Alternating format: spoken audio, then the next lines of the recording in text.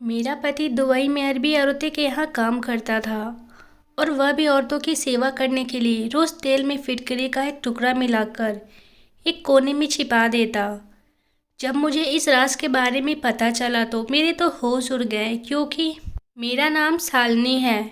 मेरी शादी एक ऐसे इंसान से हुई थी जो दुबई में शेख के घरों में नौकरी कर रहा था और शादी के लिए वह कुछ दिनों के लिए अपने गांव आया हुआ था। मेरा रिश्ता मेरे एक रिश्तेदार ने करवाया था, पर मेरे पति मेरे लिए बिल्कुल अनजान थे। मेरी शादी को हफ्ता ही गुजरा था कि मेरे पति अचानक मुझे कहने लगे, मेरा सामान पैक कर दो, मुझे आज ही दुबई के लिए निकलना होगा और मैं दुबई में शेख के कंपनी काम करता हूँ। यह सुनकर मैं अपने पति सुरेश से बोली कि मैं आपके बगैर अकेले कैसे रहूँगी। अभी तो एक दूसरे को ठीक से जाना भी नहीं था और मैं पूरी ज़िंदगी अपने पति के साथ ही गुजारना चाहती हूँ। मेरी बात सुनकर वह कहने लगे कि मेरी मजबूरी है, मेरी वह नौकरी है और मैं ज़्यादा दिन वहाँ नहीं रुक सकता, वरना मेरी नौकरी चली जाएगी।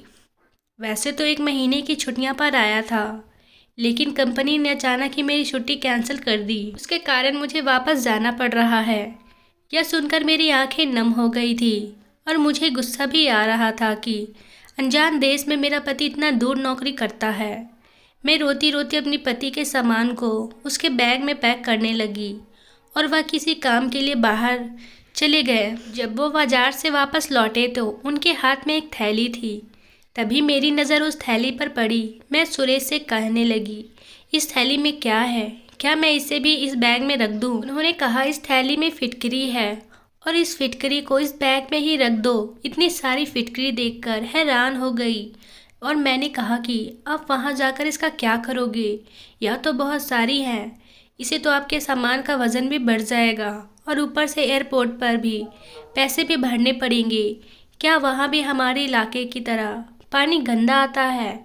मैं अपनी समझ के हिसाब से बात की थी, क्योंकि मेरी माँ हमेशा ही पानी के टंकी में फिटकरी डालती थी और पानी बिल्कुल साफ हो जाया करता था। मेरी बात सुनकर सुरेश हंसने लगे और कहने लगे, तुम्हारे इलाके में पानी साफ करने के लिए इस्तेमाल किया जाता है, पर वहाँ तो एकदम पानी साफ आता है। सऊदी और तो इसका कुछ और ही इस्तेमाल करती हैं जो मुझे नहीं पता है, लेकिन मुझे यह मालूम है वहाँ इसकी बहुत कीमत है।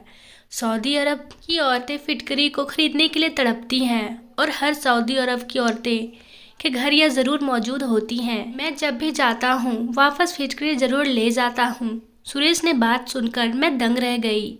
यह तो हर दुकान पर ही आसानी से फिटकरी मिल जाती है, लेकिन उस वक्त मेरा मन में फिटकरी के बारे में सोचने का नहीं, बल्कि सुरेश के जाने की जुदाई सता रही थी।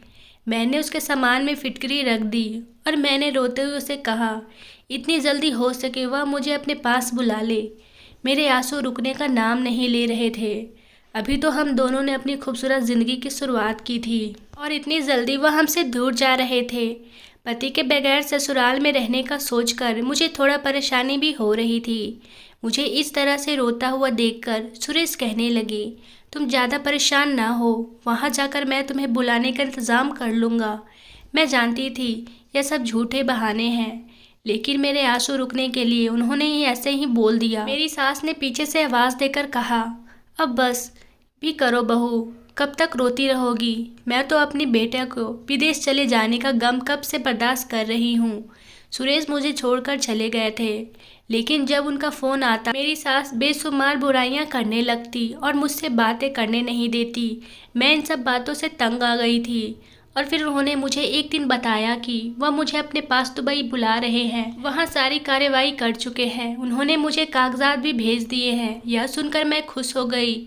वह मेरी सास के चेहरे का रंग बदल गया, लेकिन मैंने उनको नज़रअंदाज करके जल्दी जल्दी जाने की तैयारी करने लगी। तभी सुरेश ने दोबारा फ़ोन किया और बोलने लगे, अपने साथ 10 किलो फिटकरी भी लेते आना। यह सुनकर मैं हैरान हो गई। क्या अभी भी आप कुछ दिन पहले ही तो इतने सारे फिटकरी ले गए थे, फिर आप 10 किलो मंगवा रहे हैं? 10 किलो फिटकरी तो बहुत ज़्यादा होती हैं, मेरा सामान भी अच्छा खासा है और फिर से 10 किलो फिटकरी रखने की वजह से मुझे एयरपोर्ट पर पैसे भी तो भरने पड़ेंगे। मैं सोचने लगी, पर पता नहीं इतनी सारी फिटकरी का वहाँ की सऊदी औरतें करती क्या होंगी। मेरे लिए इतना भारी सामान संभालना मुश्किल हो गया था। कुछ ही घंटे के सफ़र के बाद मैं दुबई अपने पति के पास पहुंच गए। एयरपोर्ट पर सुरेश को देखकर मेरी खुशी से चेहरे खिल उठी। मगर मेरे पति ने पहला सवाल यही पूछा कि तुम फिटकरी लेकर आई तो। उनकी यह बात सुनकर मेरा दिल टूट गया, क्योंकि उन्हें मुझसे ज़्यादा फिटकरी की फिक्र थी, जबकि मैं उनसे मिलने के लिए बहुत ही बेताब थी। मैं चुपचाप फिटकरी निकालकर सुरेश के हाथों में दे दी। फिटकरी को अपने हाथों में लेते हैं और वह किसी आदमी को उस थैले को थामते हुए कहे कि मैं जल्द ही मिलता हूँ, और मुझे लेकर अपने घर चले गए। इसी तरह वह मेरे साथ 1 महीने प्यार से रहे। मैं भी सुरेश के साथ बहुत ही खुश थी। एक दिन अचानक सुरेश ने कहा, अब तुम्हें यहाँ नहीं रखना चाहता, अब तुम्हें यहाँ से गांव जाना चाहिए। यह बात सुनकर मेरे होश उड़ गए। मैंने कहा, आप कैसी बातें कर रहे हैं? मैं आपके बगैर कहाँ जाऊंगी? मैं तो अपने सभी रिश्तेदार को कहकर आई थी कि अब मैं हमेशा के लिए आपके साथ ही रहूंगी। वैसे भी वहाँ गांव पर जाकर मैं क्या करूंगी? तो सुरेश कहने लगे, यहाँ खर्चा बहुत ज़्यादा हो गया है और घर भेजने के लिए पैसे नहीं बच रहे हैं। माँ जब भी फ़ोन करती हैं तो वह नाराज़ हो जाती हैं, और तुम्हारे यहाँ होने से मेरे सारे पैसे यहीं खर्च हो जा रहे हैं। मैं गुस्से से बोली, अगर ऐसी बात है तो ठीक है, मैं यहीं कोई नौकरी कर लेती हूँ। मैं अपना खर्चा खुद उठा लूँगी, लेकिन वापस मैं गाँव नहीं जाऊँगी। मैं अकेले वहाँ ज़िंदगी नहीं गुजार सकती। मेरी बात सुनकर सुरेश कहने लगे, तुम्हें भला यहाँ काम कैसे मिलेगा? मैंने कहा, मुझे लोग के घर में काम भी क्यों ना करना पड़े, मैं कर लूँगी, मगर वापस नहीं जाऊँगी। सुरेश ने मेरी बातों को मजाक में लेने लगे, लेकिन मैं भी सोच लिया था कि मैं नौकरी करूँगी और यहीं रहूँगी, क्योंकि 1 महीना रहने से मेरी पड़ोसी कुछ जान पहचान वहाँ बन गई थी।